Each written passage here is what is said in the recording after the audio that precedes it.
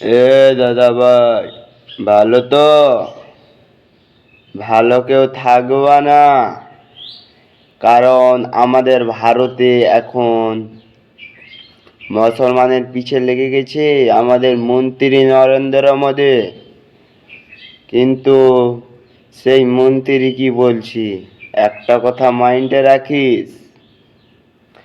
আরে আমাদের মুসলমান যদি না জিতে থাকে এই দুনিয়ায়, তাহলে আল্লাহ তাআলা এই দুনিয়াও রাখবে না, ধ্বংস করে দিবে।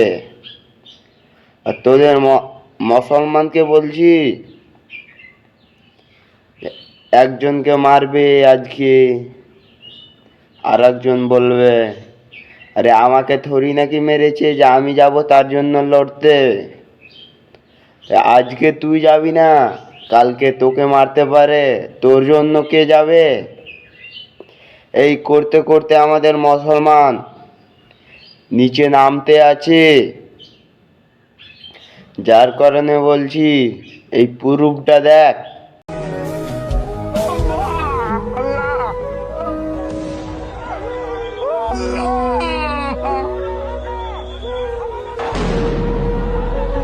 আবার বলছি, আর একটা প্রুফ দেখ।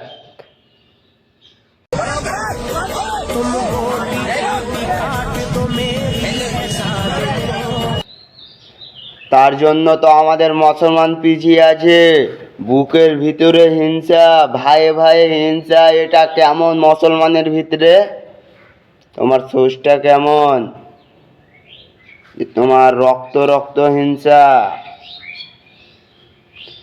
হিংসা তোমাদের ভিতরে এক ফোঁটাও না রওয়া দরকার, কারণ যে তোমরা মুসলমান। এই কথাটা মাথায় রেখে খেলবা, না হলে ধ্বংস হয়ে যেতে পারো।